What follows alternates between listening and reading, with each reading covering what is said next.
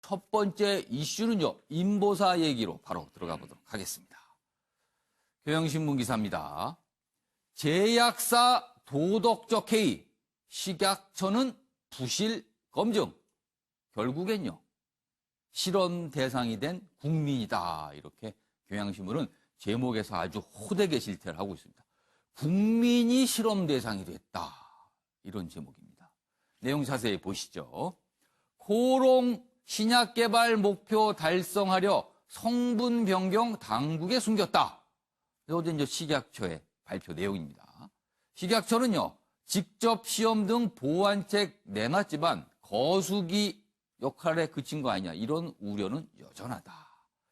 바이오 업계는요, 신약에 지금 사활을 걸고 있죠. 그리고 지금 현 정부도 바이오 헬스를 신성장 동력으로 정했습니다. 그런데 이 인보사 파문이 어떻게 미칠지 지금 업계에서는 촉각을 세우고 있고요.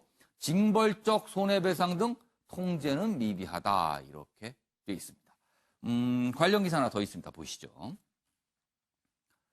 비극으로 끝난 인보사, 제조사는 가짜 서류, 식약처는 졸속 검증.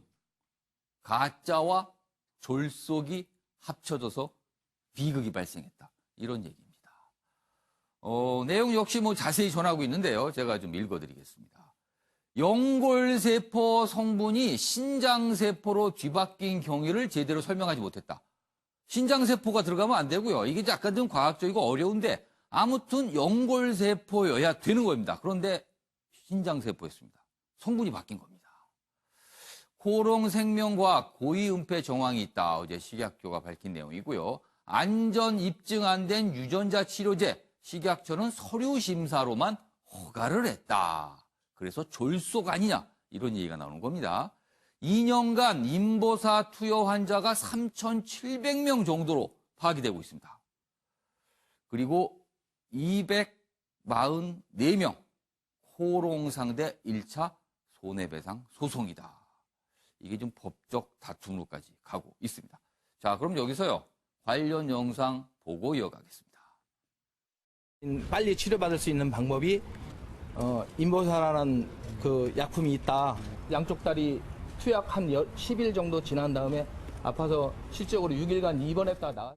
내가 원하지 않는 종양까지 발현될 수 있는 그런 물질을 내 몸속에 주입받았고, 그리고 제거할 수 없는 그런 상황, 그 자체가 손해라는 점을 허가 당시 이액을 연골세포로 판단했던 이유를 설명할 수 있는 자료를 제출하지 못했으며 신장세포로 바뀐 경위에 대해서도 과학적인 설명을 하지 못했습니다.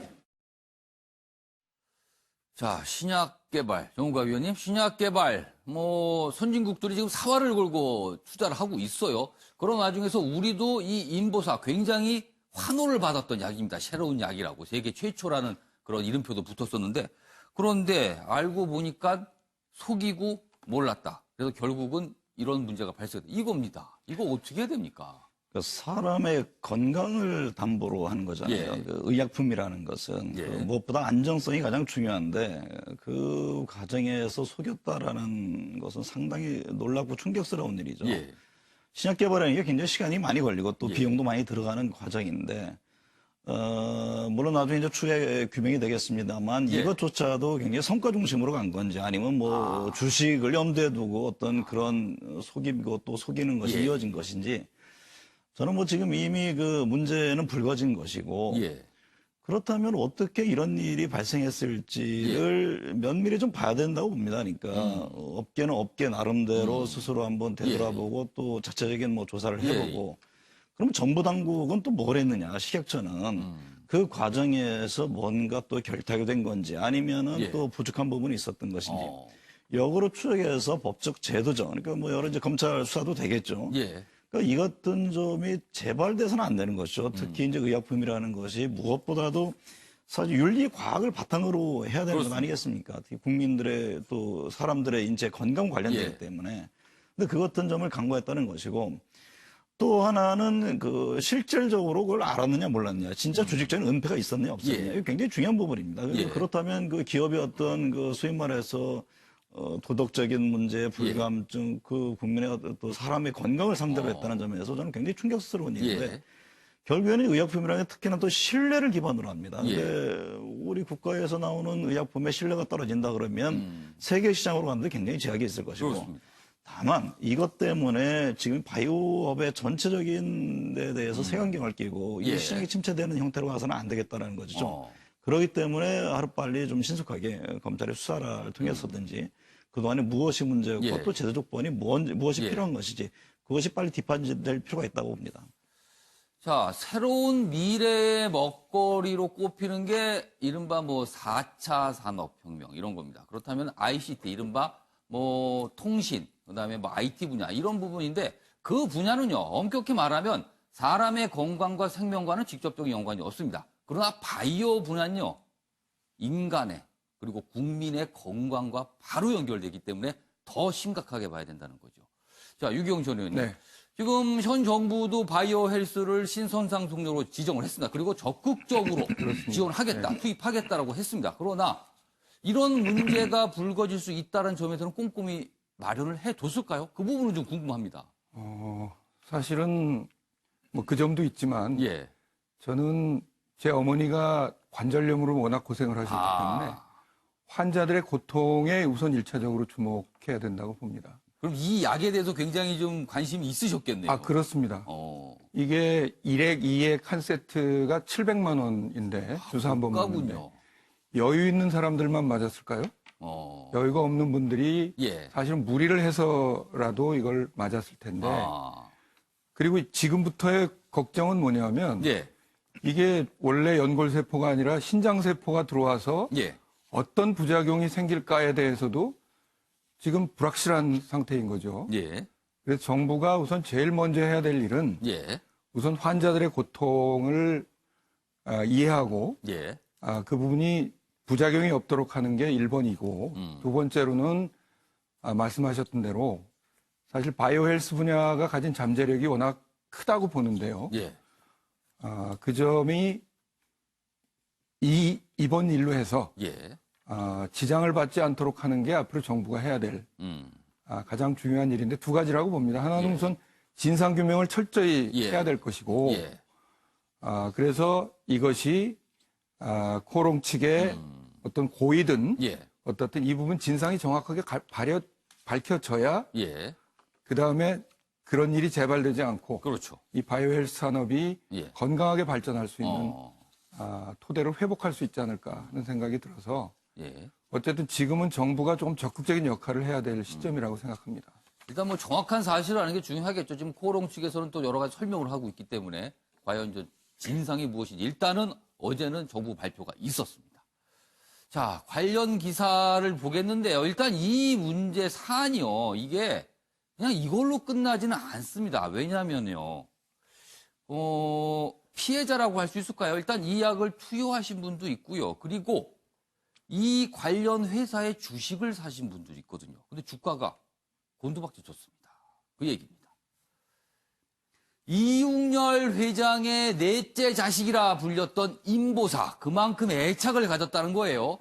그러나 퇴출된 겁니다. 지금 취소가 됐으니까. 티슈진 시총 3조에서 5,600여 억 원으로 줄었습니다. 티슈진은요, 임보사를 개발한 회사입니다. 코롱 바이오 사업이 뿌리째 흔들릴 수 있다. 소액주주들 경영진 상대로 손해배상 청구. 거래소는요, 티슈진 상장 폐지를 검토한다. 이렇게 되어 있습니다. 여기 보시면요, 주가를 한번 봐주시죠. 그러니까 이제 관계된 회사입니다. 코롱 생명과학과 코롱 티슈진 두 회사인데요. 주가가 3월 말 이렇게 올라가 있죠. 이 정도 위치였습니다. 그런데 지금요, 어제입니다.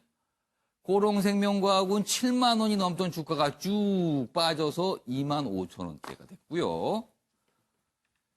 코롱 티슈진은 3만 원을 훌쩍 넘던 주가가 지금은 1만 원 밑으로 빠져버렸습니다. 그러니까 이 주식을 갖고 계신 주주 입장에서는 어떻게 하는 겁니까, 진짜 이게. 주주 잘못이 아니거든요. 이런 이 터진 회사 잘못인 거잖아요, 이건. 그래서 이게 법적 다툼으로 갈 수 있다는 얘기입니다. 자, 그리고요, 또 문제가 있습니다. 다음 기사 보시죠. 중앙일보 기사입니다. 인보사 결국 시장 퇴출, 국고 1,340억 환수 착수. 이 약 개발에요, 직간접적으로 정부 돈이 들어갔습니다. 세금이 들어간 겁니다. 식약처, 아까 그 내용, 허위자료 제출 허가 취소. 자, 3개 부처에서 13년간 연구 지원을 받았습니다. 그 돈이 134억. 그럼 이렇게 되면 이 돈이 잘못 쓰인 셈이 되는 겁니다. 그래서 환수 착수한다. 이런 얘기가 나오는 겁니다. 자, 이수희 변호사. 일단 이게 복잡해집니다. 지금 이 뒷감당이요, 지금. 일단 주가 얘기, 이제 소액주주분들이 피해를 보신 거, 그 다음에 그 약을 투약한 환자분들이 본 거, 그리고 또 국고가 들어간 부분. 지금 이 세 갈래 부분, 이거 다 다툼이 있을 것 같습니다. 그래서 지금 이 코롱 모 회사라고 그래야 되나요? 예. 코롱 그룹 측에서 이제 책임 재산.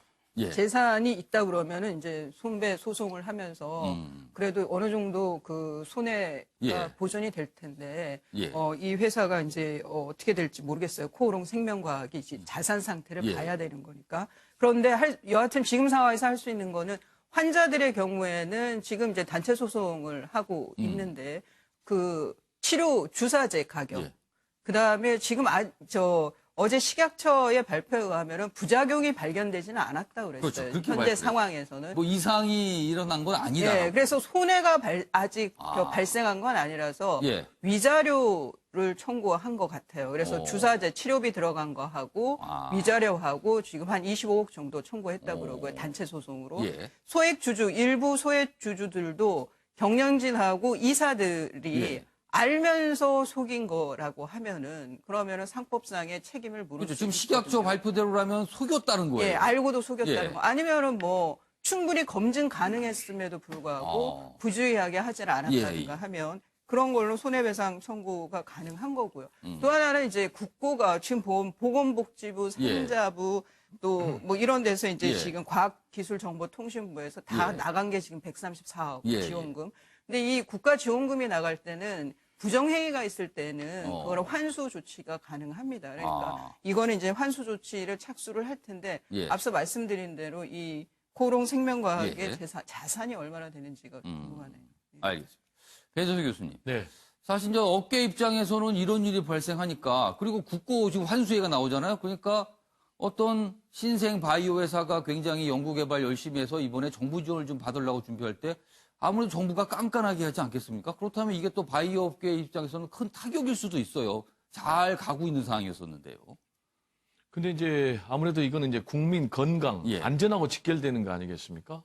그러니까 졸속 성장을 해봤자 결국은 예. 사상 누각처럼 무너져 내리기 때문에 예. 오히려 지금 이 과정에서 정부의 역할이 좀 부족하지 않았느냐라는 부분이 있거든요. 서류 검사만 하기 때문에. 정부의 역할이라면 철저하게 따져보고 감시하는 역할을 말씀하시나요? 그렇습니다. 그러니까 지금 이제 허가가 나가는 과정에서 서류 심사만으로 허가가 나가기 때문에 중요한 의약품의 경우에는 정부가 직접 검사하는 그런 과정도 있어야 된다라는 전문가들의 지적이 있거든요. 지금 이제 이걸 쭉 보면은 개발에 최초로 착수해가지고 성공했다는 것이 2004년이고 정부가 품목 허가를 내준 것이 2017년이거든요. 그러면 무려 한 12, 13년이 지났는데 이 과정에 오랜 세월에 이런 것을 몰랐을까, 제약회사 측에서. 제약회사는 조작이나 은폐가 없었다고 하지만은 충분히 조작이나 은폐가 있었을 가능성이 있다. 그리고 이게 잘못된 어떤 실험 결과가 있었다는 것이 미국에서 발견이 됐거든요. 그렇죠. 처음에 미국에서 시작이 됐습니다. 그렇습니다. 미국에서 적발이 됐고 미국에서 적발이 됐을 때가 3월이고 정부에서 국내 판매를 허가해 준 것이 7월이거든요. 그러면 이미 잘못된 검사 결과가 미국의 전문 업체에서 적발이 됐는데도 왜 그 이후에 정부에서는 이걸 품목을 판매 허가를 내줬는지 이 부분에서도 좀 앞으로 제도적인 보완이 필요하지 않나 이런 생각이 듭니다. 그러니까 단순히 정부 당국이 꼼꼼하지 않게 일 처리를 해서 벌어질 수 있는 일인 건지 아니면 그 이상의 어떤 문제가 있었던 건지 이 부분도 좀 제대로 좀 따져봐야 될 것 같습니다. 이번엔요, 어떻게 생각하십니까를 진행해 보겠습니다. 패널 분들의 한 방이 있는 해설 기대하면서 주제 보겠습니다. 보시죠.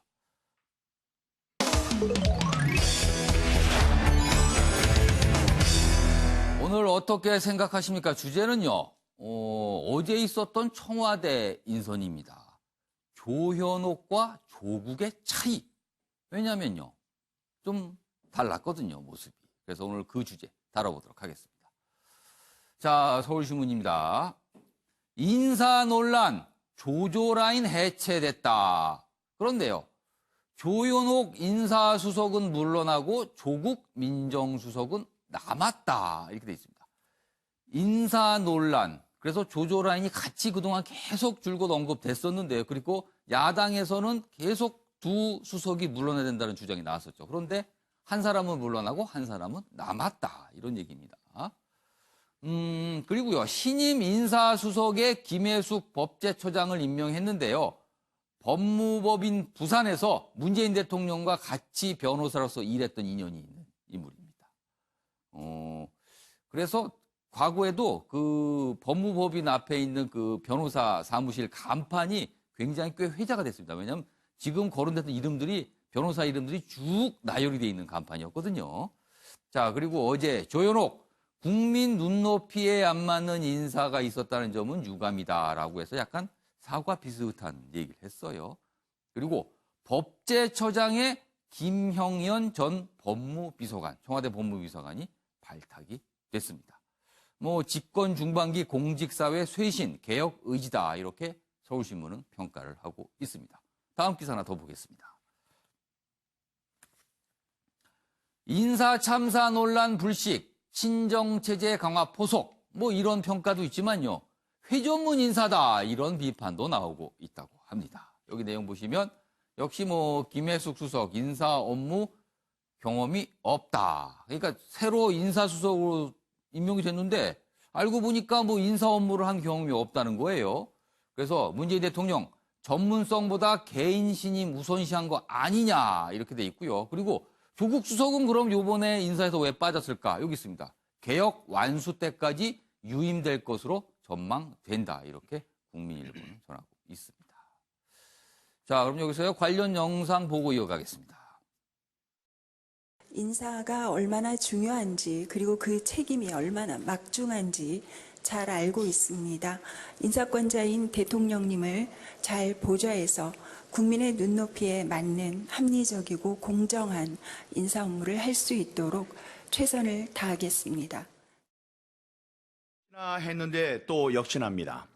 정권과 코드가 맞는 인사들의 명함만 바꿔주는 돌려막기 인사, 회전문 인사가 또다시 반복됐습니다. 혹시나 중고 인물의 등용으로 분위기 쇄신을 노린 것이라면 번지수를 잘못 찾아도 한참 잘못 찾았습니다. 집권 중반기 반환점을 향하는 문재인 정부가 진정 지난 과오를 인정한다면 조현옥 인사수석만이 아니라 조국 민정수석을 교체해 진정으로 인사혁신을 꾀해야 할 것입니다. 네, 어제 인사는 인사수석, 그리고 뭐 민정수석, 뭐 요 두 인물에 이제 초점이 두어졌지만요.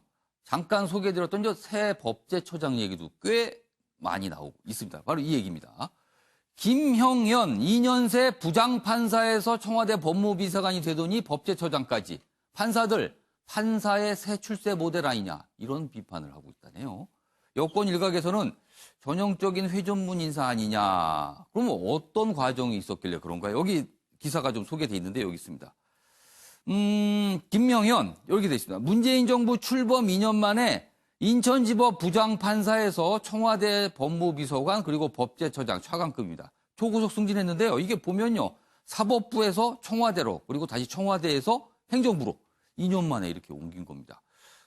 그동안 사실은 사법부 내에서는 사법부의 독립 얘기를 했거든요. 그런데 이 모습이 과연 사법부의 독립인가? 이런 의문이 판사들 사이에서 일고 있다. 이렇게 기사는 전하고 있습니다. 자, 두 가지 내용을 좀 봤습니다. 인선에 여러 인물이 등장하는데요. 이 어제 청와대 인선 어떻게 좀 봐야 하는 건지 먼저 정우갑 해설위원부터 좀 들어보겠습니다. 어떻게 생각하십니까? 저는 정부적으로는 어쨌든 그 인사 문제 논란과 관련해서 예. 야권에서는 그 인사 검증 라인의 교체를 계속 예. 강조했거든요. 그런 점에서 하나의 어떤 새로운 계기를 만들어준 측면이 있다. 하나의 국회 정상화를 위한 하나의 그 어떤 촉매 역할이 될 수도 예. 있다. 물론 이제 민정수석까지 교체를 같이 요구했습니다만 지금 이제 야권에서는 절반이다 이런 평가인데 예. 그런 측면으로 정부적으로는 좀 이해가 될 것 같고요. 그 여러 가지 뭐 회전문 인사 등등의 논란이 있습니다. 근데 예. 정치권의 논평 역시도 혹시나가 역시나죠. 그러니까 뭐 여당은 늘 그거에 대해 평가하는 것이고 예. 야권에서는 회전문이다 아니면은 뭐 자기들끼리만의 예. 인사다.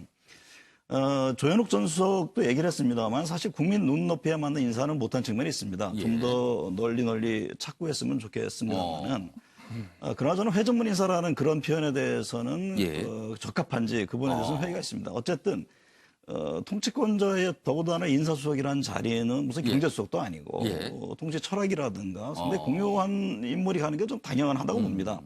다만 예. 업무로서 평가할 필요가 있다. 무슨 낙하산 인사, 뭐 회전문 인사 예. 이런 프레임이 아니라 예. 그 자리에 가가지고 유능한 능력을 발휘하면 그 부분에 대해 평가를 하는 것이지 어떤 프레임 속에서 어떤 용어 속에서 그걸 규정해서 뭐 일을 하기도 전에 좀 지적하는 것이 과연 맞느냐 이런 측면에서는 좀 저는 이의가 있습니다.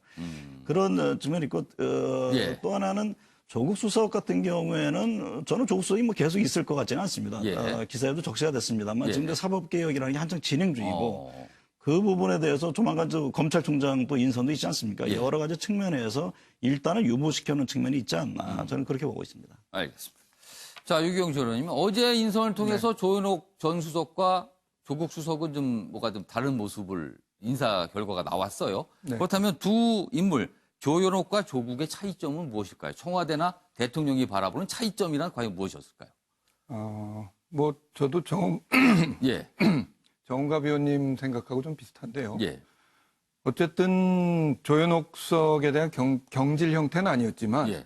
야당의 요구를 일부 수용한 측면이 있다고 아, 봅니다. 어제 그 인선은 야당의 요구를 네. 수용한 측면이 있다. 네. 근데 뭐 2년이면 사실은 뭐 그동안 청와대 수석으로서의 예, 뭐 임기가 있는 건 아니지만 예.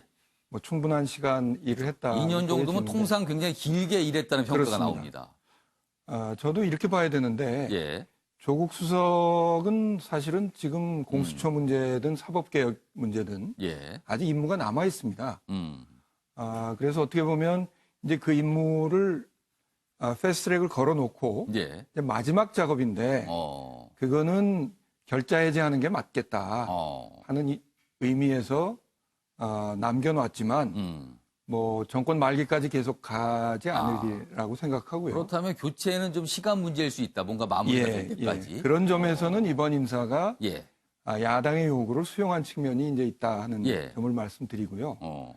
김혜숙 수석에 대해서는 어쨌든 좀 인사 문제에 대해서는 대통령이 좀 직접 챙기겠다는 좀 친정 체제의 의미로 이해할 수 있지 않겠나. 예, 뭐 그런 점이고요. 예, 그 법제처장 문제에 대해서 저는 이렇게 생각합니다. 예.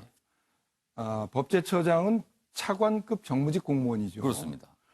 우선 정무직 공무원들에 대해서는 무슨 연공서열적 그 기준이 꼭 적용되는 것은 예. 아니죠. 예, 그런 점에서는 법제처장으로서 충분히 능력을 발휘할 수 있을 것인가 없을 것인가 이걸 놓고 예, 이제 판단을 해야 맞을 것이고요. 뭐 그런 점에서는 대통령께서 그 일을 감당해낼 수 있는 능력이 있다고 판단해서 예, 인사를 이제 한 것이라고 보고 예, 회전문 인사 논란은 사실은 저희가 야당일 때도 비슷한 비판을 많이 했었습니다. 예.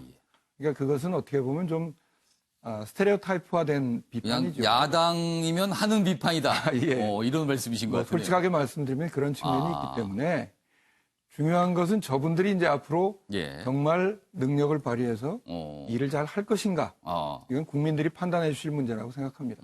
그러니까 지금 정우갑 위원님이나 유경 전 의원님께서는 일하는 걸 봐서 능력으로 평가를 해달라 이런 말씀을 그렇습니다. 해주신 거예요. 네. 자, 이수희 변호사 두 가지입니다. 청와대 이제 인사수석이 교체된 부분, 근데 조국 수석은 빠진 부분, 그리고 새 법제처장 인선 어떻게 보셨어요? 지금 하나만 지저분해 죄송합니다. 예, 그 인사를 물색하고 추천하는 게 주 업무인 인사수석의 책임이나 예. 검증을 해야 되는 민정수석의 책임이나 같다는 거죠. 그런데 인사수석은 또 그러면서 인사수석을 예. 교체를 하는데 경질로 안 보이게 하기 위해서 후임 인사를 직접 소개하는 자리를 마련해 줬다는 거예요. 그러네요. 어제 조현옥 전 수석이 직접 브리핑을 하면서 소개하는 것도 이례적이긴 했어요. 후임 인사수석을 예. 소개를 했죠. 그게 그러니까 청와대가 여전히 인사에 있어서 물러날 생각이 없다. 이건 그 잘못을 인정할 생각이 없다는 것 같아요. 인사수석은 유감스럽다라고 얘기는 했지만 예. 고개는 숙였지만 예. 여전히 좀 뭐 안경환 전 법무부 장관 후보 때부터 시작된 예. 최근에 최정호 국토부 장관 후보에 이르기까지의 그 인사 그 잘못된 검증이라든가 추천에 대해서 너무 오만한 태도를 지금까지 보이고 있다. 그래서 반쪽짜리 경질이고 이거는 책임을 통감하는 태도는 아니다라는 생각이 예. 들고요. 또 하나는 이제 그 내부 승진을 빼고는 국세청장을 빼고는 뉴페이스가 없다. 새로운 인물이 없다라는 한계는 여전히 보이고 있고 예. 또 이제 법제처장 예. 신임 법제처장이 인천지방법원에 부장판사를 하다가 바로 청와대를 갔어요. 그렇습니다. 그러다가 지금 법제처장 차관급으로 간 건데 예. 저는 이거는 정말 사법부의 뭐 이분이 뭐 어디 국제인권법 연구회 출신이다 뭐 예. 간사 출신이다 뭐 떠나서 예. 사법부의 불신을 초래한다는 생각이 듭니다. 아. 그럼 굵직굵직한 사건들이 났을 때 예. 정말 그 결과에 대해서 예. 법과 양심에 따라서 내가 판결을 받았다라고 생각하기가 예. 쉽지 않은 거죠. 이런 일들이 비일비재. 이런 일들이 이제 계속 있다고 하면은 여기 이제 기사에 보면은 그런 예. 얘기가 나와요. 재판만 잘해서 저렇게 승진할 수 있느냐. 아. 정치하고 싶으면 판사하지 말라는 거예요. 저는 변호사로서 예. 정말 사법부는 마지막 보루라는 거예요. 예. 예, 그래서 좀 이 권력에 있어서 예. 자유롭고 독립적으로 내버려 둬야 된다는 거예요. 알겠습니다. 자, 배정호 교수께서는 탕평 인사로 협치를 해야 된다 이렇게 쓰셨네요. 네. 예. 설명해 주시죠. 이제 대통령의 인사권은 저는 존중을 해야 된다고 생각을 예. 합니다. 그리고 대통령이 단행한 그 인사에 대해서 정치적인 책임을 예. 대통령께서 지시면 되니까요. 그렇지만 이제 어쨌든 대통령의 인사권도 국민으로부터 위임받은 그런 권한이기 때문에 그렇죠. 그건. 충분히 국민 모두의 대통령이 되겠다는 예. 본인의 취임사에 걸맞는 그런 인사를 단행해야 되지 않겠는가라는 예. 생각이 좀 들고요. 그럼 어제 그 인선에 대해서는 좀 그 취지하고는 좀 거리가 있다라고 보시는 거예요? 아니면 뭐 그 정도는 그냥 이해할 만하다고 보시는 거예요? 이제 어제 인사에도 그렇고 지금까지 쭉 문재인 예. 대통령의 인사를 보면은 예. 어쨌든 간에 제 식구 챙기기에 그런 제한된 인사를 하고 있다라는 그런 인상은 좀 지울 수가 없죠. 지금 이제 문재인 대통령이 집권 예. 초기에 80%에 육박하는 높은 지지율을 받았던 것은 예. 어쨌든 간에 획기적인 남북관계 예. 그리고 또 국민들이 열망했던 그런 적폐청산 이런 것에 힘입어서 높은 지지를 받았지만은 예. 어쨌든 간에 인사와 관련해서는 그렇게 후한 점수를 못 받은 것 같아요. 그래서 뭐 캠코더 인사라는 그런 이제 예. 그런 비판도 있었지 않습니까? 특히 예. 이제 야권을 중심으로 뭐 캠프 예. 그리고 뭐 코드 인사 또는 이제 더불어민주당 인사 그런 부분이 이제 본인이 얘기했던 대로 국민 모두의 대통령이 되기 위해서는 예. 야권 인사들도 좀 기용을 해야 된다. 아. 특히 이제 뭐 인사수석 같은 경우는 예. 확실하게 믿을 수 있는 사람이 와야지만이 인사를 소신껏 단행할 수 있겠지만 법제처장 같은 그런 부분은 제가 볼 때는 좀 진영을 넘어서는 탕평 인사를 하는 것이 집권 3년 차로 가는 안정적인 국정 운영을 위해서는 오히려 더 필요하지 않느냐. 법제처장 요 정도 자리에는 좀 다른 야권 인사 정도도 좀 등용을 하면 어땠을까라는 아쉬움을 나타내신 거네요. 그런데 그래야만이 협치로 갈 수 있지 않겠습니까? 그리고 협치로 가야만이 예. 집권 3년 차의 징크스를 딛고 예. 오히려 안정적인 국정 운영을 할 수 있지 않나 이런 생각이 좀 듭니다. 그래서 탕평 인사의 모습이 조금 아쉬웠다. 이런 지적을 해 주신 거네요. 알겠습니다. 꽤 논란이 될 수 있을 것 같습니다. 여기 기사가 있어요. 외식업, 한국외식업 중앙회 회장, 제갈창균 회장입니다. 어제 이해찬 더불어민주당 대표를 만났습니다. 간담회 자리에서. 그런데 이런 얘기를 합니다. 문재인 정부를 도왔으니 비례대표를 달라. 이런 얘기입니다. 이해찬 대표가 이 얘기를 직접 들었는데요. 그 자리에서 별다른 입장 표명이나 말은 하지는 않았습니다. 내용 자세히 보겠습니다. 이런 얘기를 하면서 비례대표 얘기를 한 거예요. 지난 대선 때 당원 20만 명 확보해줬고 4.3 보선 때도 지원했다. 소상공인 최저임금 인상 반대 집회 때도 동원 인원을 줄여줬다. 그러니 도와준 거 아니냐. 비례대표를 줘야 된다. 이런 얘기입니다. 이걸 어떻게 이해되나요? 이해찬 대표는 공천 요구 거절, 야당 이거 선거법과 관련된 거 아닌가요? 라고 지금 문제 제기를 하고 있어요. 내용 보시면 이렇습니다. 발언을 좀 더 소개해드리죠. 이제 외식업 중앙회 회장이 한 말입니다. 역시 뭐 제목에 있는 내용인데 좀 더 자세합니다. 지난번 대통령 선거 때 20만 진성당원을 만들어서 국회에서 기자회견도 하고 5대 일간지에 1억 원을 들여서 지지 성명도 했다. 그리고요. 그러면서 여러 가지 얘기를 하다가 이 얘기를 마지막으로 합니다. 우리도 표다. 내년 4.15 총선에서는 비례대표를 꼭 주셔야 한다. 이렇게 얘기를 어제 했다고 합니다. 자, 이 모습을 어떻게 해야 되는지 모르겠는데요. 그럼 영상으로 어제 발언 직접 확인해 보겠습니다. 보시죠. 문재인 정부가 들어서면서 사람이 존중받고 강자보다 약자가 대접받는 정책 기조와 사회적 논의가 활발하게 이루어져 있고 있습니다. 저는 우리 문재인 정부가 들어서기까지는 저도 많은 고생을 했습니다. 16년 또 비례대표를 저희 단체에서 신청을 했습니다. 김종인 대표께서 이율 배신을 했습니다. 내년 4월 13일에는 연동제가 법적으로 개정이 되면은 비례대표는 당연히 한 자리를 주셔야 합니다. 저는 여러분 박수 한번 쳐주세요. 지난 총선에서는 비례대표 순서를 뒷번호로 줬다. 그러니까 배신이다. 뭐 이런 말까지 나왔습니다. 배재호 교수님. 네. 이거 어떻게 받아들여야 됩니까? 이게 잘못된 거죠. 저는 이제 모든 이익단체들이 자신들의 예. 목소리를 내기 위해서 예. 정치권에 진출하려는 그 시도 자체는 나쁘다고 생각을 하지 않습니다. 예. 그래서 자신들의 목소리를 대변하기 위해서 뭐 한국 외식업 중학회가 예. 우리도 비례대표를 좀 주십시오라고 요구하는 것은 잘못됐다고 생각하지 않아요. 그러나 이번에 이 대화가 간담 자리가 굉장히 잘못된 게 지금 거래적인 그런 형태를 띠고 있거든요.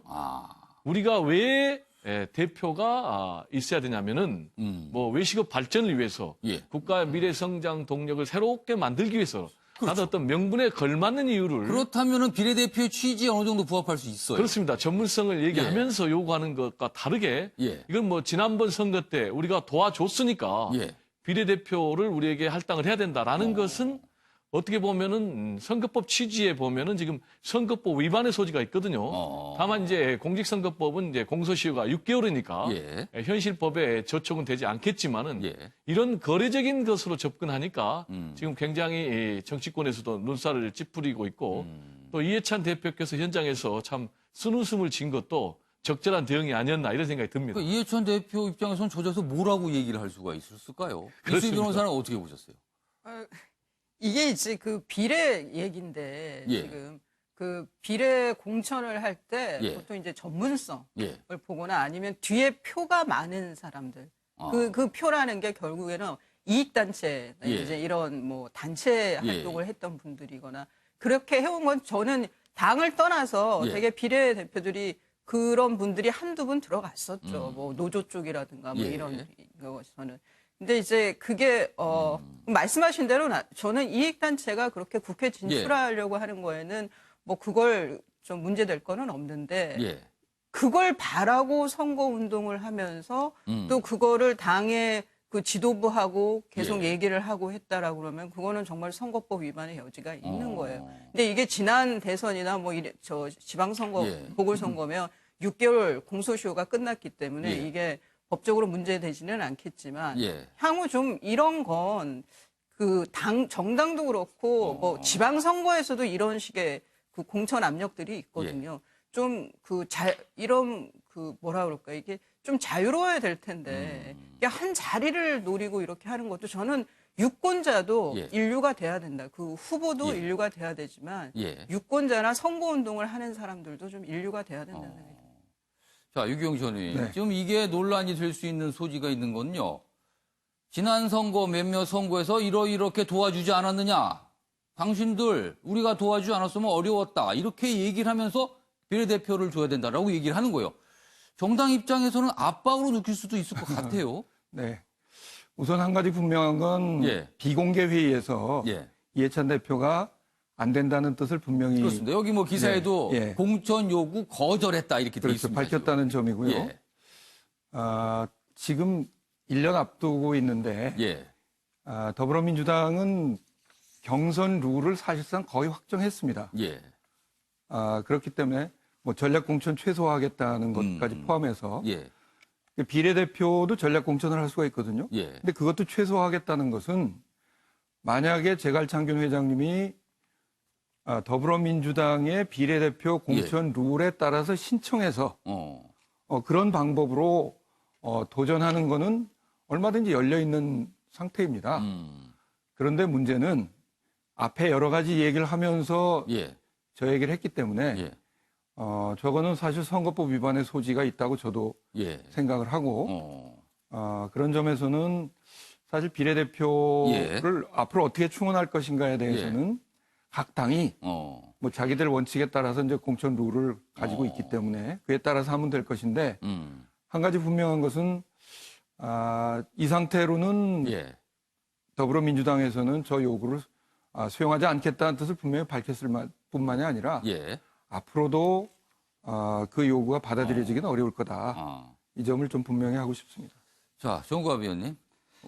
그동안 비례대표라는 그 자리를 보는 여러 가지 시각인데 그중에서 부정적 시각이 있었는데 이런 것 때문에 아마도 그런 부정적 시각이 쌓여 있지 않나 하는 생각이 좀 듭니다. 이게 뭐 비공식 간담회에서 편한 자리에서 할 수도 있는 얘기죠. 그러니까 정치권이라는 게 어차피 선거를 두고 여야 가릴 것 없이 여러 가지 이제 서로 다 요구 사항들이 전개가 되죠. 그러니까 그것을 실제로 거래하는 형태로 실행하느냐 안 하느냐 이제 여기에서 뭐 법 위반에 여러 문제가 제기되는데 어쨌든 앞서도 말씀하셨듯이 공천 요구에 대한 거절을 분명히 한 것이고 또 지난번 뭐 김종인 대표 때에서도 안 됐다는 걸 본인 스스로가 얘기를 하고 있지 않습니까? 근데 결국에는 저는 뭐 각각의 이해단체들이 앞서 여러 번 말씀하셨습니다만 국회로 들어가는 것도 맞다고 봅니다. 그러니까 그 여러 명의 어떤 그 대변할 수 있는 공간이 필요할 부분이 있는 것이죠. 다만 어떤 절차적인 어떤 정당성 이런 문제들이 좀 확보가 돼서 제대로 되는 룰과 규칙에 따라서 국회에 들어간다는 건 그걸 누가 뭐라고 했습니까? 그러니까 저렇게 압력성으로 미치는 듯한 그런 언급, 그것도 공개된 장소에서 정책 간담회에서 하는 것은 적절하지 않다 이렇게 봅니다. 알겠습니다. 아무튼 뭐 영상으로까지 이제 포착이 된 발언이라서 정치권에서 오늘 꽤 회자와 논란이 될 듯한 뭐 생각이 좀 드네요.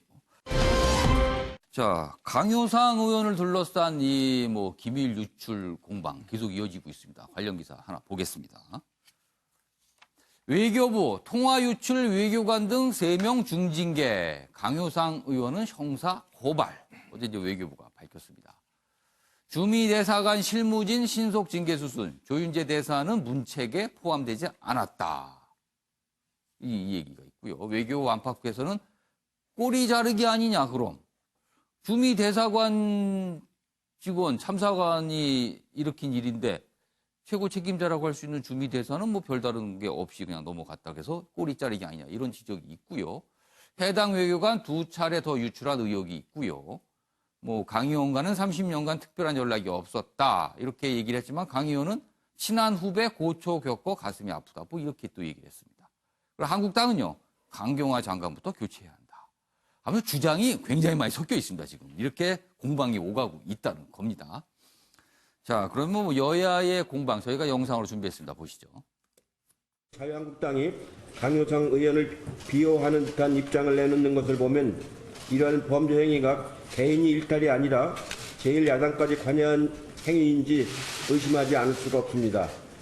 국익을 수호해야 할 외교관을 이용해서 국가 기밀을 탐지하고 이를 왜곡해서 정부에 대한 무분별한 비방에 활용하는 행위는 반드시 뿌리 뽑아야 하겠습니다. 강경화 장관이 이끄는 외교부는 해야 될 일은 하지 않고 이 민감한 외교 전쟁의 현장에서 야당 죽이기에만 골몰하고 있습니다. 강경화 외교부 장관을 교체하는 것부터 외교부가 바로 서는 그 길일 것입니다. 지금 한국당에서는 뭐 강효상 의원을 좀 비호하면서 야당 주의기다 이렇게 얘기를 하고 있죠. 그런데 엄격히 말을 하면은 정상간의 통화 내용을 유출한 거는 맞는 사실이거든요. 그렇다면은 지금 비호 분위기 속에서 한국당이 약간은 부담을 가질 수도 있을 것 같은데요. 지금 분위기는 실제 어떻습니까, 한국당 이수희 변호사? 그러니까 강효상 의원이 이제 기자회견이 예. 좀 부적절하고 가벼운 처신이었다고 보이는 거고 그 앞에 이제 이분이 국회 운영위 소속인데 예. 그러면은 뭐 이 한미 정상 간의 뭐 방안과 관련해서 그 아는 휴민트를 통해 가지고 예. 어떻게 진행되고 있느냐 알아보는 것까지는 저는 의정 활동의 그죠. 범위 안에 그 들어간다고 정도는 봅니다. 의정 활동이라 볼 수 있어요. 예, 그 기자회견을 안 했으면은 그 문제가 없었을 텐데 예. 그런 면에서의 이제 근데 또 하나는 한국당에서는 지금 상황에서 동료 의원을 보호를 안 해줄 수가 없는 거죠. 지금 또 이전에 그 패스트 트랙에서의 예. 뭐 동지적 그 감정들을 느꼈다 뭐 이런 얘기도 있었는데 예. 그러니까 좀 그러고 또 하나는 강효상 의원을 고발 조치를 했다는 거예요. 이게 이제 다 이렇게 부적절한 것까지는 좋은데 그걸 꼭 고발을 했어야 하냐 현역 의원을. 그러면 당 입장에서는 예. 보호할 수밖에 없는 그러니까 정부 거죠. 당국이 만약에 고발 조치까지는 일단 가지 않은 상태였다면 한국당은 조금 유화적인 모습을 보일 수도 있었다 이 말씀이신가요? 아니면 이 정도에서 끝날 수 있는 건데 이거를 고발 조치를 하면서 예. 이 사안을 계속 좀 여당 쪽에서 끌고 가고 싶어 하는 게 아닌가라는 생각도 들고 아니면 한미 관계에 대해서 예. 그 자유한국당에서 예. 의심스러워하는 의구심으로 쳐다보는 그 코리아 패싱에 대해서 예. 거기에 대해서 좀 재갈을 물리려고 하는 거 아니야 심하게 표현하면 알겠습니다. 그런 면에서 나오는 비호 보호인 것 같습니다. 지금 정치권에서요 강효상 의원의 이 사안을 둘러싸고 공방이 오가는데 또 다른 전선이 있습니다. 바로 양정철 민주연구원장과 서훈 국정원장의 그 4시간 만찬을 두고도 계속 공방이 오가고 있는데요. 기사 하나 준비되어 있습니다. 보이시죠? 한국당 문 정권판 내부자들 이런 표현까지 나오는군요. 검찰로 간 서양 만찬이다. 이름을 딴 또 서양 만찬이라는 표현까지 등장했습니다.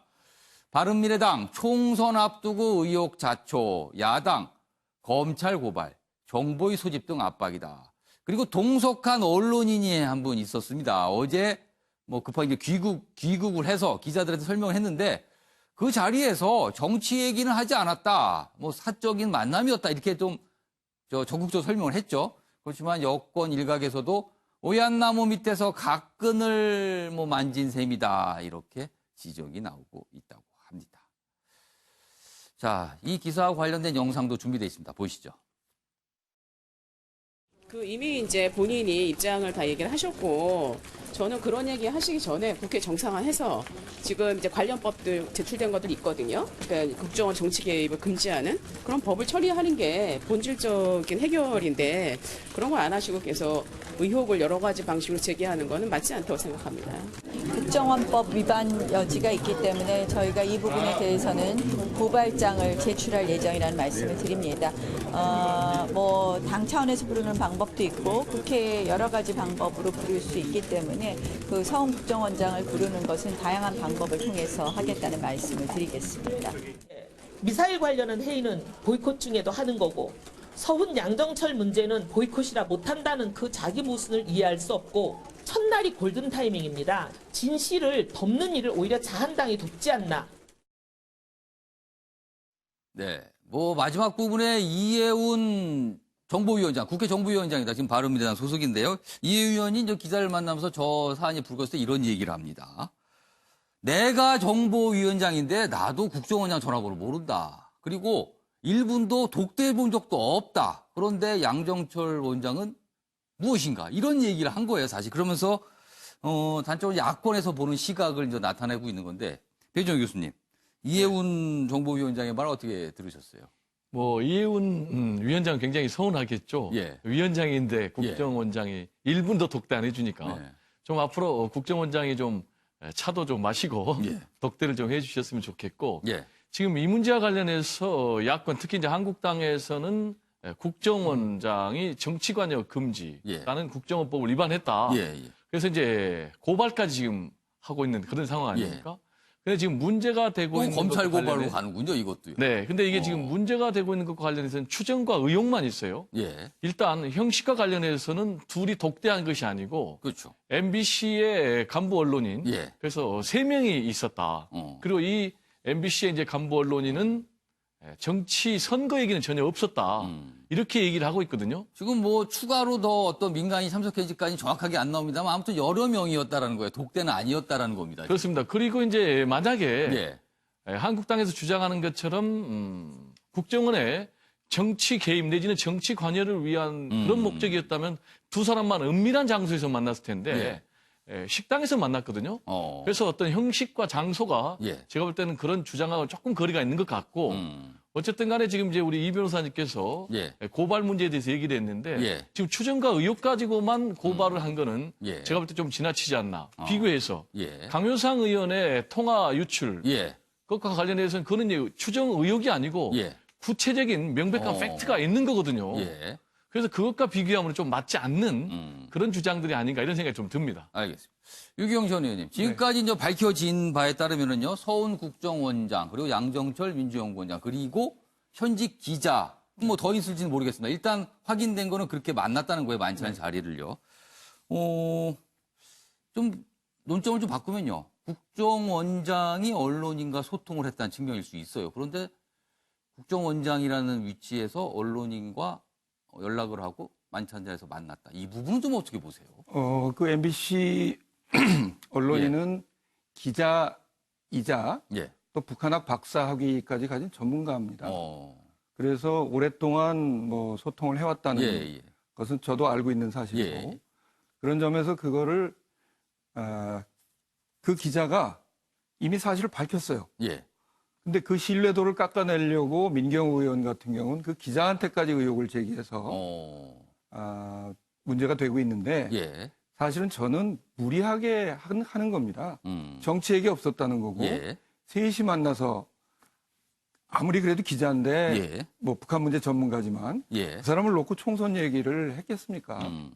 그래서 저는 지나친 상상력이고 조금 안 됐지만 쓴소리를 드리면 본인들이야말로 진박감별하고 진박공천했고 또 부품 공작했던 사람들입니다. 그분들의 시각에는 그렇게 보일지 모르지만 실제로 어떤 일이 있었는가는 진실을 좀 보고 해야지 이번 건은 너무 무리하다. 이렇게 생각합니다. 이수희 변호사께 반론의 기회를 드려야 될 것 같습니다. 이 이제 그 식당이었지만 고급 한정식 식당이었기 때문에 다 칸막이가 아니라 방방돼 있었다는 거예요. 그러니까 그 독립적으로 이렇게 그 다른 곳하고 차단된 상태에서 얘기를 할 수 있는 장소였고 또 하나는 이 중경 기자가 인터뷰에서 다른 사람 없었다 그랬어요. 3명이 만났다고 했고요. 그리고 그 본인이 6시 반부터 그 보도에 의하면 6시 반부터 만났다고 했는데 이 기자는 자기가 30분 정도 늦었다고 그랬어요. 그러면은 30분, 앞에 30분은 두 사람만 서훈 원장하고 갑자기 양정철 원장하고 독대가 있었던 거예요. 두 사람 사이에. 그거는 그 동석했던 언론인이 알 수가 없어요. 30분 안에 뭔 일이 있었는데. 그다음에 세 사람 다 공이 정치에게 선거에게는 없었다라고 얘기를 하는데 여의도 사람을 만나서 아니 그리고 이 정권의 공신들 아니에요. 최측근들이고 서훈 원장이나 양정철 원장이나 그러면 지금 그 여의도에 조금 발걸치고 있는 사람도 다 내년 총선 얘기를 하는데 선거 얘기를 안 했다. 저는 이 얘기가 더 안 믿겨집니다. 차라리 자연스럽게 아유 잘 돼야 될 텐데 얘기했다면 모를까. 얘기가 전혀 없었다. 저는 이 전면 부정, 이거 자체가 더 안 믿겨진다는 거예요. 그리고 그 30분 독대, 그 동안에 무슨 얘기를 했는데 충분히 의혹을 살 수 있다. 그래서 저는 이게 고발한 거에 대해서는 저도 동의하지 않아요. 하지만 정보위를 열어서 서훈 국정원장에게 쐐기를 박아야 돼요. 알겠습니다. 정보위를 개최해서 국정원장을 출석시키는 이 부분 가지고 또 오늘 얘기가 꽤 있을 것 같습니다. 다음은 사회 관련 기사로 좀 넘어가 보겠습니다. 파업 얘기입니다. 여기 보시죠. 경향신문입니다. 울산을 뒤흔든 현대중공업, 그리고 법인 분할 갈등 문제인데 지금 파업이 벌어지고 있죠. 여기 사진 보시면 이렇게 지금 노조원들이 앞에서 막고 있습니다. 점거를 한 거예요. 그러면 이런 일이 지금 무엇이 쟁점일까 지금 설명을 하고 있습니다. 노동권 약화, 고용 불안 우려다. 그러다 사장 명의로 단협 승계할 것이다. 문제 없다. 이렇게 하지만 갈등을 벌이고 있어요. 지금 현대중공업을 분할을 해서 대우조선해양과 지금 합병하는 문제거든요. 그래서 합병이 되는 회사와 남는 회사, 그런데 거기에 어떤 위치라든가 뭐 어떻게 달라지냐 이런 걸 가지고 노사가 지금 대립을 하고 있는 건데 지금 이 주총이 원래 열리고 된 저 건물입니다. 저게 좀 민간 쪽 건물인데 여기를 지금 노조원들이 점거해서 저렇게 막고 있는 모습이 지금 사흘째 이어지고 있는 겁니다. 지금 그 내용을 설명하고 있고요. 관련 기사 하나 더 있습니다. 보시죠. 자, 경향신문 기사는 지금 쟁점이 무엇인가 내용에 대해서 설명을 하고 있고요. 조선일보 기사는 지금 노조가 막고 있는 것 자체를 지금 문제를 삼고 있네요. 여기는. 민주노총 시민 6천여 명 이용하는 문화회관을 봉쇄했다. 그리고 거기에 들어있던 건물 3층에 있습니다. 외국인 학교는 휴교를 했다. 이런 얘기입니다. 현대중공업 노조 2천여 명 주총 열릴 울산의 4층 건물 불법 점거다. 이렇게 돼 있습니다. 뭐 아무튼 이런 모습이라서 지금 대치 국면이 이루어졌고요. 뭐 신고받고 출동한 경찰들은 아직까지 뭐 어떤 진압이라는 게 없고 좀 멀리서 뭐 이렇게 여기 뭐 구경만 한다 이렇게 써놨는데 이게 구경까지 하겠습니다. 아무튼 맞서고 있는 상황이 지금 연출되고 있습니다. 자, 이 모습인데요. 지금 뭐 영상으로 나오고 있습니다. 지금 그 현장의 모습이요. 지금 저런 모습이고요. 정우갑 위원님. 이게 이제 경영의 문제. 그러니까 회사 합병과 분할이란 경영의 문제, 그리고 노조가 그거에 반발하면서 파업을 벌이는 문제. 이렇게 어떻게 보면 우리 사회 이제 노사 문제에 대해서 들여다볼 수 있는 상황이에요, 지금. 어떻게 보셨어요? 그렇죠. 대우조선해양 그 인수를 둘러싸고 뭐 과거의 관행대로 힘겨루게 들어갔다고 봅니다. 그러니까 결국 이제 서로의 뭐 신뢰가 형성이 부족한 부분 속에서 뭔가를 이것이 그대로 진행될 경우에 노조에 굉장히 피해를 입을 것이다.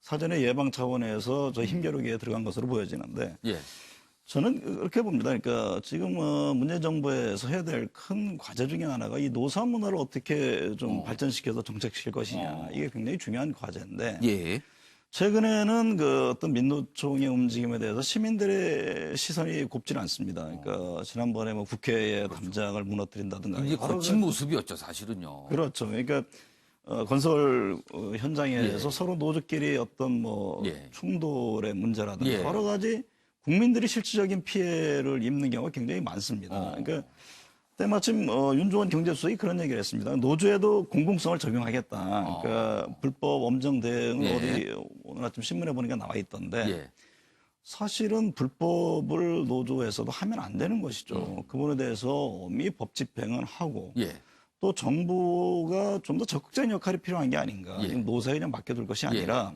저 같은 현안 문제 있을 때 그냥 뭐 어떻게 중재를 하고 그다음에 어떤 노사문화의 선진 노사문화를 어떻게 정책시킬 방안이 무엇인지 이게 굉장히 중요한 부분이라고 봅니다. 그래야지만 경제 전체적인 발전에 뭐 투자가 됐든 어떤 진전이 되는 것이 저기에서 끊없이 과거처럼 힘겨루기에 맡기는 어떤 노사의 어떤 행태 가지고는 저는 앞으로 대한민국 경제가 굉장히 난관에 부딪힐 것이다. 그렇게 봅니다. 그러니까 이 문제. 이게 지금 보면 이 건물을 이용하시는 분들이 지금 못 들어가고 있는 상황이라고 그럽니다. 그러니까 이게 좀 답답한 상황이 계속 이어지고 있습니다. 자, 이번 기사는요, 주점을 운영하고 계시는 사장님들에 관한 내용입니다. 여기 보시죠. 사장님들의 고충이 있다 그러네요. 여기 보시면 주민증 문질러봐요. 술집들의 미성년자 퇴치법이다. 자, 주점에는 미성년자가 들어가서 술을 사서 마시면 안 됩니다. 그런데요, 현행법에는요, 만약에 미성년자가 들어가서 술을 마셨을 경우 주점 사장님은 그리고 주점이 처벌을 받게 되죠. 근데 막상 술을 사서 마신 청소년은 아무런 처벌이 없습니다. 만약에 그 청소년이 속이고 들어갔다면요. 그 얘기입니다. 자, 01년생을 00년생으로 위조해 실컷 먹고 술값 안 내려 자진 신고하는 사례가 들자 술집 주인들이 고육책을 내놨습니다. 문질러 보라고 주민등록증을. 왜냐하면 위조할 수 있으니까.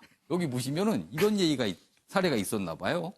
한 업주가 00년생 신분증을 손으로 문질러 보니 공짜 하나가 지워졌다는 내용.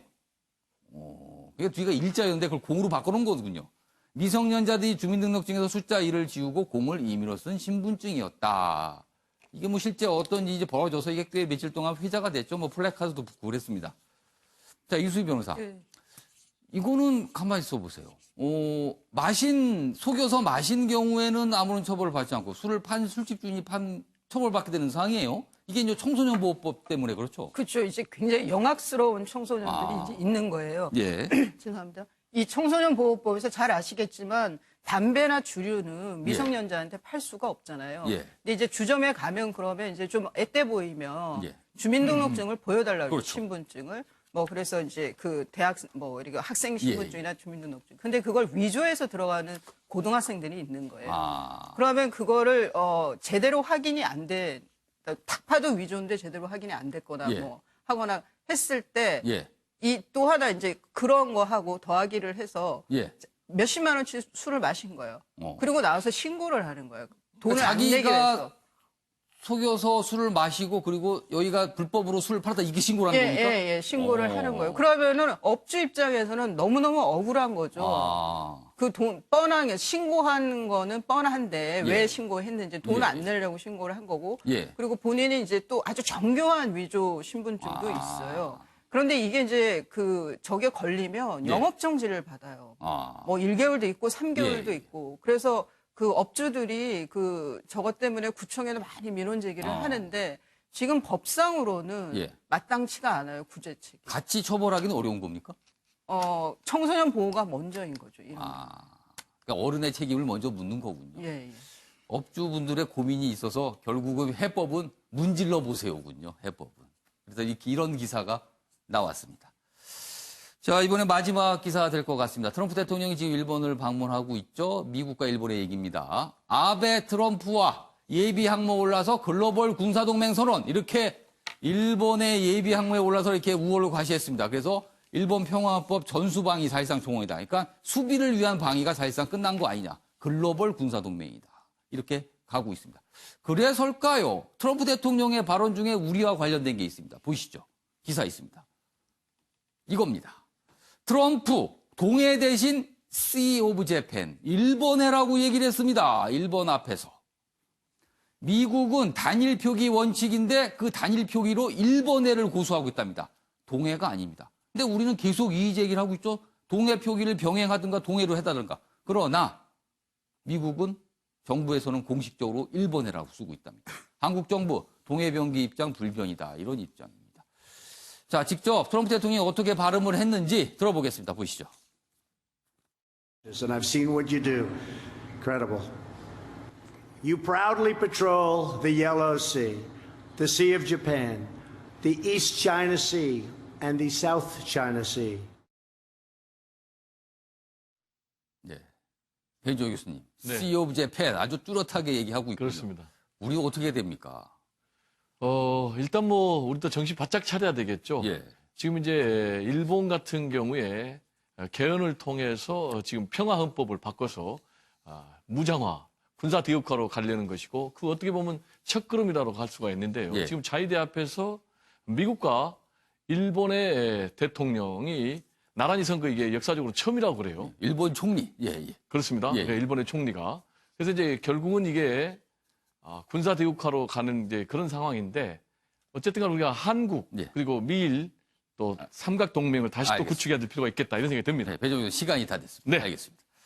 자, 이번엔요. 사진 속에 담긴 사연을 들어보겠습니다. 김유진 아나운서가 전한 이슈컷 보시죠. 이슈들을 사진으로 살펴보는 시간 이슈컷입니다. 첫 번째 이슈 태그는 스파게티입니다. 먹을 줄만 알았던 스파게티 면을 이용한 특별한 대회가 열려 화제입니다.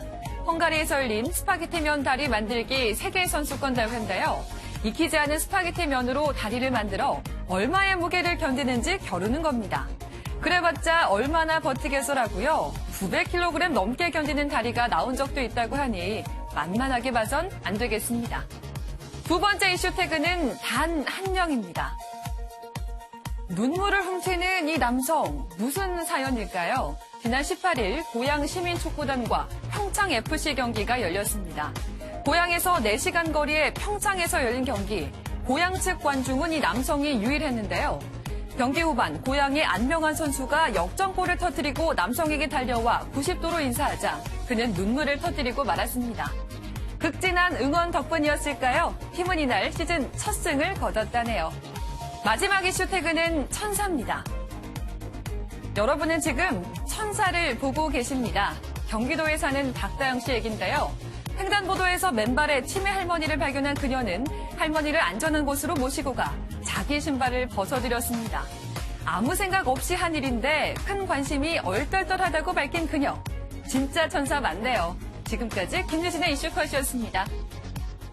오늘 이슈컷에서는 마음을 따뜻하게 하는 소식들이 두 가지나 들어있었습니다. 자, 아침의 매일경제 오늘은 여기까지입니다. 시청해주신 여러분 고맙습니다.